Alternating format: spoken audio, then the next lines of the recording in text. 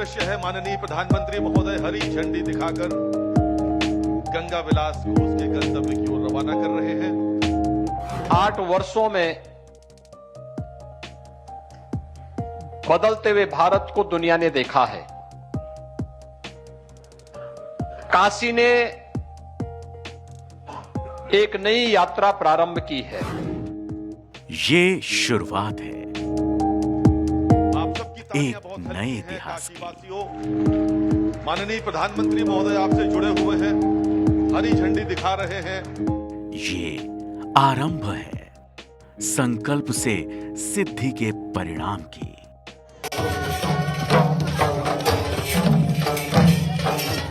ये नया चलन है साधना और संस्कार की।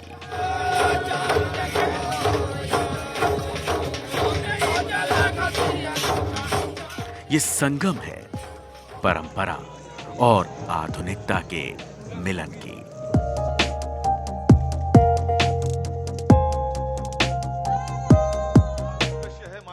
देश के प्रधानमंत्री मां गंगा के सेवक, बुलंद भारत के राष्ट्र निर्माता नरेंद्र मोदी देश को वो सौगात सौंप चुके हैं जो काशी को असम से जोड़ेगा।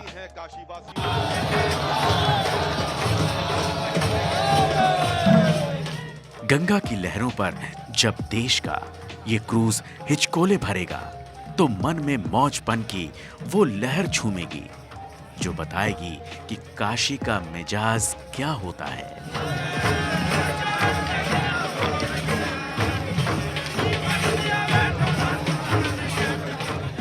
काशी अविनाशी है तो गंगा अविरल। ऐसे में क्रूज का ये सफर वो सुखद अनुभूति कराएगा जो मानव देह को अकल्पनीय लगेगा, अविश्वसनीय लगेगा।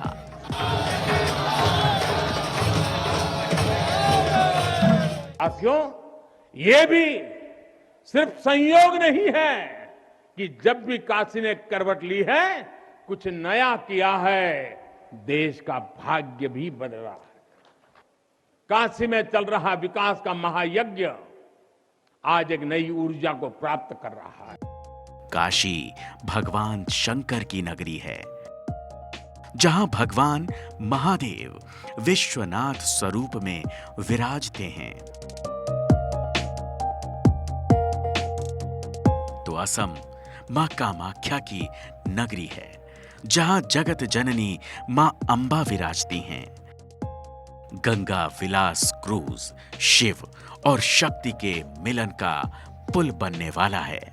शिव की प्रेरणा लेकर शक्ति के धाम पहुंचने वाला है। देश की 27 नदियों की लहरों पर गुजरता हुआ ये गंगा विलास क्रूज 3200 किलोमीटर का सफर तय करने वाला है। इस 3200 किलोमीटर के सफर में आपको वो सब कुछ मिलेगा जो आपको भारत की दिव्यता के साथ साथ भव्यता की भी परिकल्पना को साफ साफ दिखाएगा।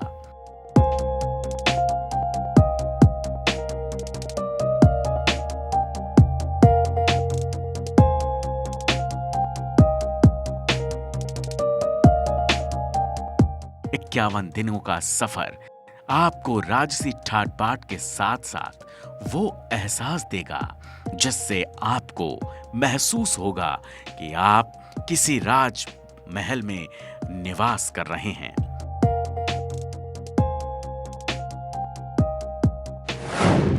क्रूज 27 रिवर सिस्टम से होकर गुजरेगा। क्रूज नेशनल वाटरवे 1 और 2 में सफर करेगा।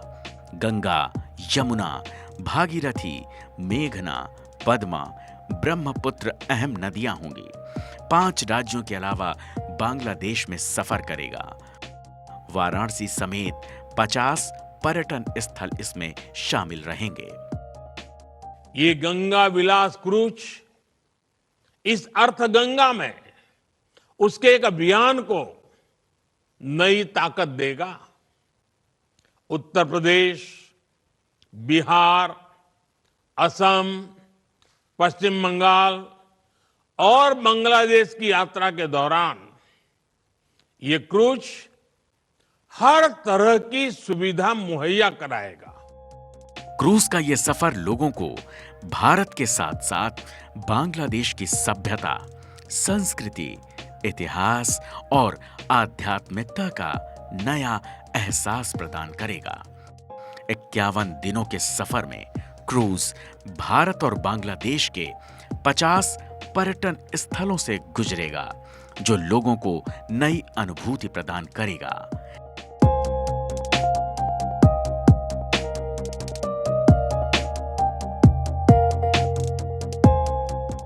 इस क्रूज में सफर करने वाले पर्यटक काशी की दिव्य गंगा आरती के साक्षी बनेंगे, तो बोध गया के बोधि मंदिरों का भी दर्शन कर पाएंगे।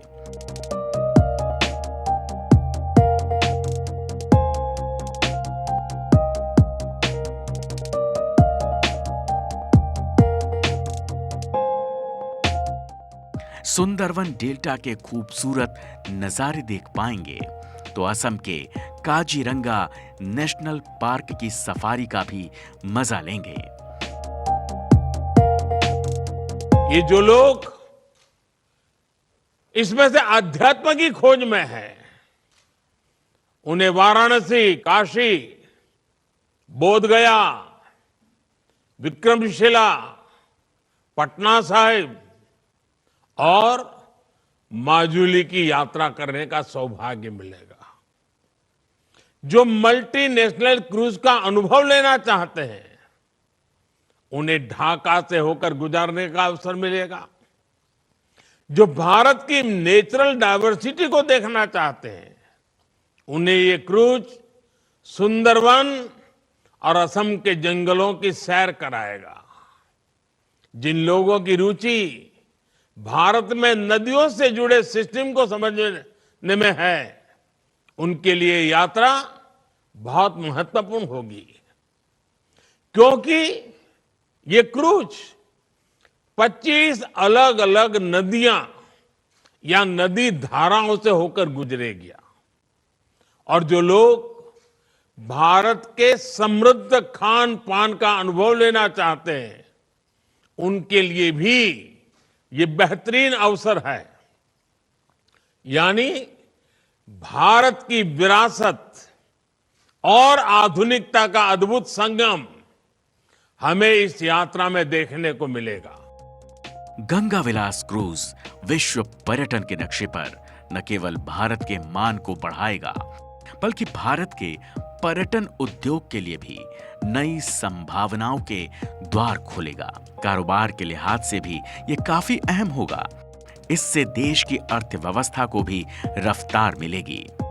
एक नए युग में प्रवेश करने का दिन है और मैं इस अवसर पर आदरणीय प्रधानमंत्री जी का आभार व्यक्त करता हूं कि उत्तर प्रदेश जैसे राज्य के लिए जो हमेशा इस बात को लेकर के एक तड़प रहती थी कि लैंडलॉक्ड स्टेट होने के नाते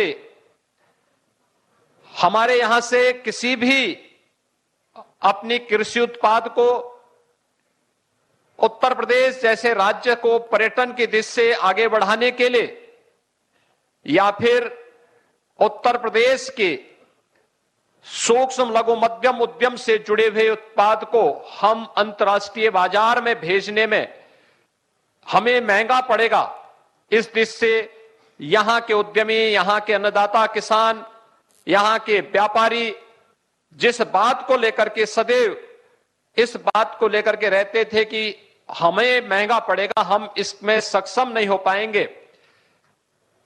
विगत 3 वर्ष के अंदर देश का नंबर 1 का वाटरवे नंबर 1 प्रारंभ होने के साथ लैंडलॉक्ड स्टेट की उस अवधारणा से मुक्त होते हुए पूर्वी बंदरगाह से काशी को जोड़ने का जो ऐतिहासिक कार्य हुआ और आज दुनिया के सबसे बड़े रिवर क्रूज एमबी गंगा विलास का शुभारंभ आदरणीय प्रधानमंत्री जी के करकमलों से प्रारंभ होने जा रहा है। मैं इस अवसर पर काशी वासियों की ओर से, उत्तर प्रदेश वासियों की ओर से आदरणीय प्रधानमंत्री जी का हृदय से आभार व्यक्त करता हूं। गंगा विलास क्रूज दुनिया की सबसे बड़ी नदी यात्रा पर निकल चुका है। अब होली से 7 दिन पहले ये नदी यात्रा पर निकला जल महल असम के डिब्रूगढ़ पहुंचेगा। यह क्रूज प्रधानमंत्री मोदी की उस संकल्पना का परिणाम है जिसका मूर्त रूप आत्मनिर्भर भारत है।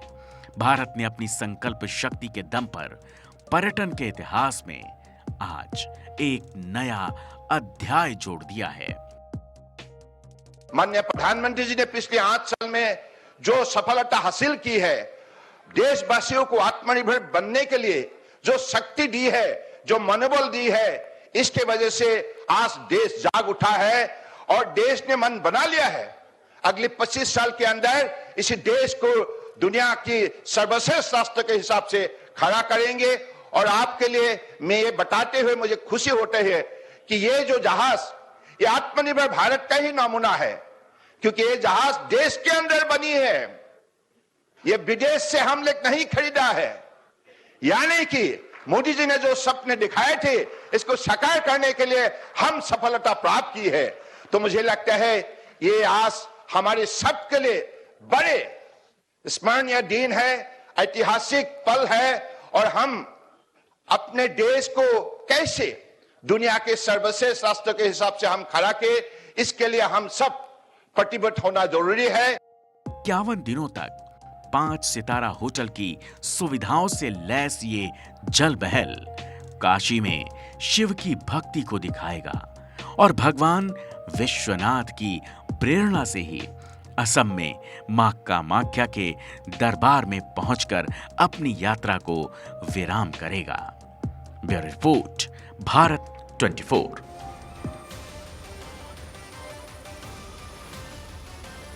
तो बनारस से डिब्रूगढ़ ये 3200 किलोमीटर का बहुत ही अद्भुत सफर रहने वाला है। और अब आगे हम बढ़ते हैं। जैसा कि हम आपको बता रहे थे, भगवान राम की नगरी अयोध्या का भी कायाकल्प हो रहा है। राम मंदिर के पहले चरण का 50% काम पूरा हो चुका है। देश के गृह मंत्री अमित शाह कह चुके हैं 2024 का आगाज भगवान राम के दर्शन के साथ शुरू होगा। यानी कि श्रद्धालुओं के लिए राम मंदिर 1 जनवरी 2024 से खोल दिया जाएगा। ऐसे में अभी अयोध्या में राम मंदिर का कितना काम पूरा हुआ है और कितना काम बाकी है, ये जानने की कोशिश की भारत 24 की टीम ने। देखिए अयोध्या से भारत 24 की ये सुपर एक्सक्लूसिव रिपोर्ट।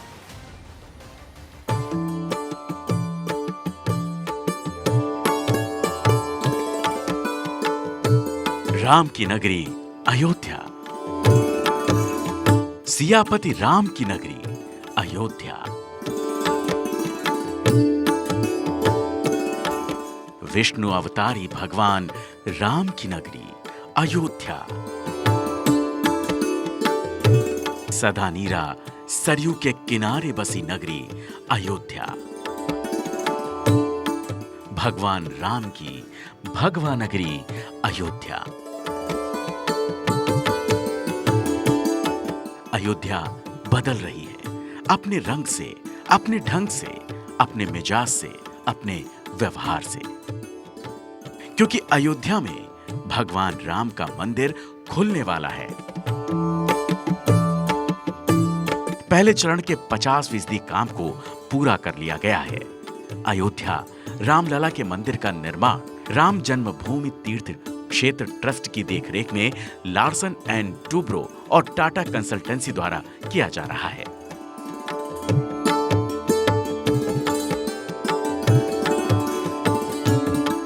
भगवान राम का यह काम पिछले 2 साल से चल रहा है। अब तक राम मंदिर के ग्राउंड फ्लोर के निर्माण काम का 50% हिस्सा पूरा कर लिया गया है। माना जा रहा है कि अगस्त 2023 तक भगवान श्री राम के गर्भगृह का निर्माण पूरा कर लिया जाएगा।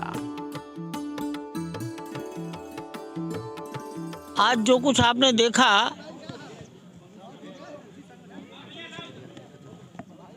वो बहुत ही संतोषजनक प्रगति है। जिस लेवल पर आप खड़े थे, वो फ्लोर एरिया है मंदिर का, जमीन से लगभग 21 फीट ऊंचा होगा।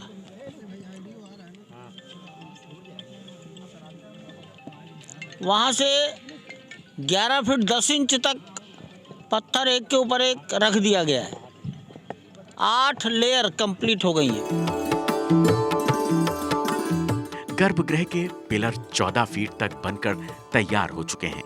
परकोटे का मंदिर तेजी से बनाया जा रहा है। मंदिर निर्माण 3 चरणों में पूरा होगा।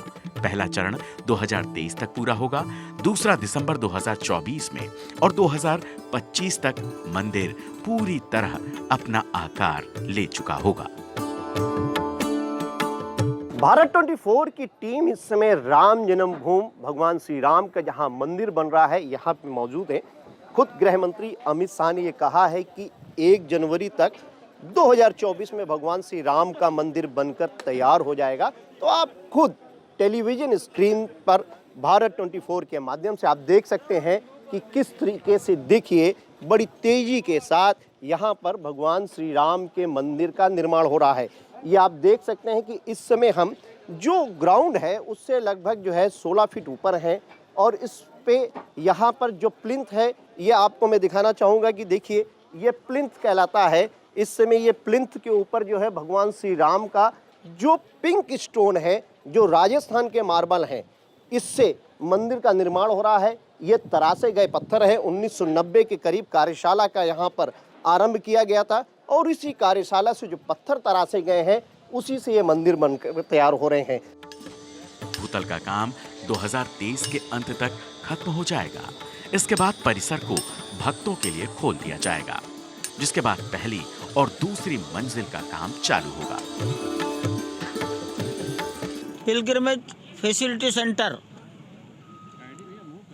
तीर्थयात्री सुविधा केंद्र, इसका भी निर्माण कार्य प्रारंभ हो गया है।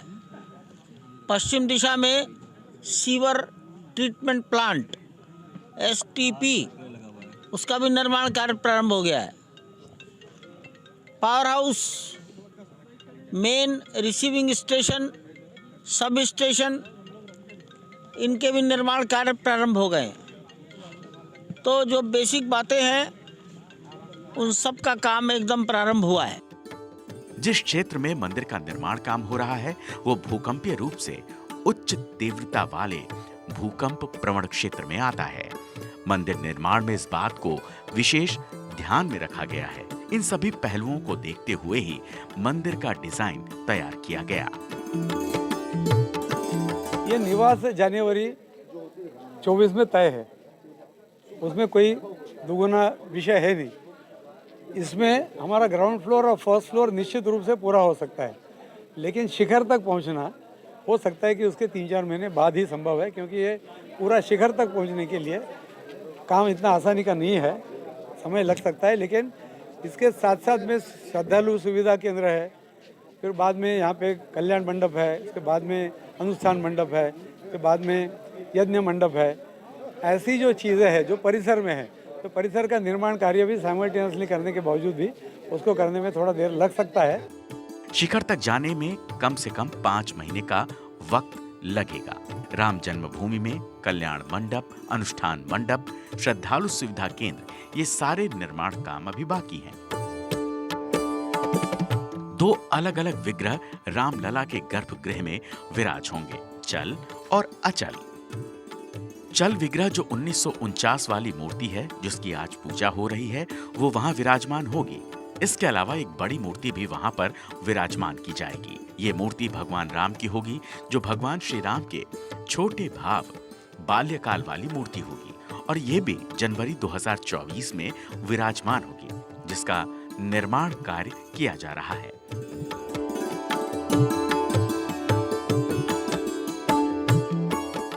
रामलला के मंदिर का निर्माण 100 साल तक कैसे सुरक्षित रहे, इसके लिए विशेष ध्यान दिया गया है।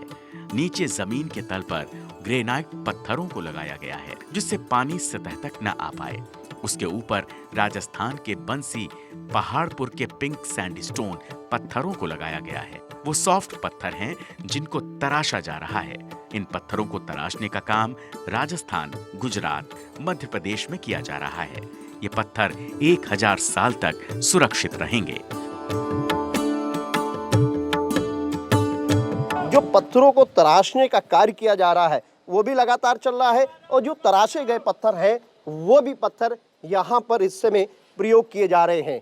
ये माना जा रहा है कि अगस्त 2023 इसी वर्ष ये राम मंदिर का जो भूतल है वो बनकर तैयार हो जाएगा और जनवरी के शुभ मुहूर्त में 2024 के जो जनवरी है जब भगवान सूर्य उत्तरायण होंगे तो उस समय यहाँ पर भगवान राम अपने दिव्य और भव्य मंदिर में यहाँ पर विराजमान हो जाएंगे। 2023 का साल भगवान राम का है। 2024 की शुरुआत रामलला दर्शन से होगी।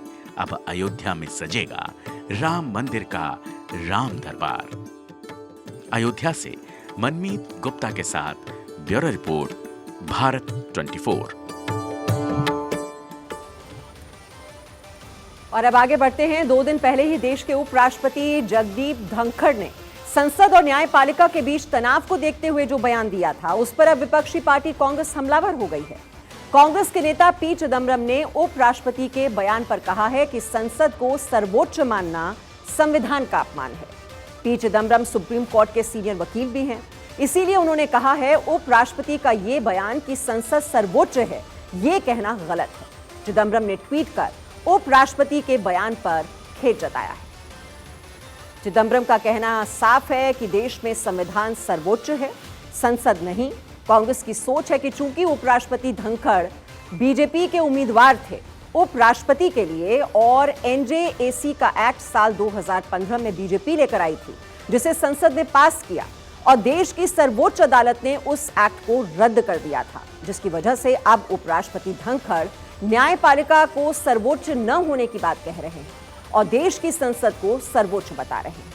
पी चिदम्बरम ने एक के बाद एक कई ट्वीट कर ये सवाल खड़े किए हैं। चिदम्बरम ने कहा है कि मान लीजिए कि देश की संसद संविधान में संसदीय प्रणाली को राष्ट्रपति प्रणाली में तब्दील कर दे या फिर 7वीं अनुसूची में राज्य अनुसूची को रद्द कर दे या फिर राज्य की विधायी शक्तियां छीन ली जाएं, तो क्या ऐसे संविधान संशोधन मान्य होंगे क्या? चिदम्बरम ने अपने ट्वीट के जरिए यह भी कहा कि किसी ने भी 2015 के बाद सरकार को कॉलेजियम को लेकर या फिर एनजेएसी के बाद नए कानून बनाने से किसी ने नहीं रोका था। ऐसे में उपराष्ट्रपति का यह बयान ठीक नहीं। और राज्यसभा के सभापति उपराष्ट्रपति जगदीप धनखड़ ने जयपुर में क्या कहा था वो भी आपको सुनना चाहिए।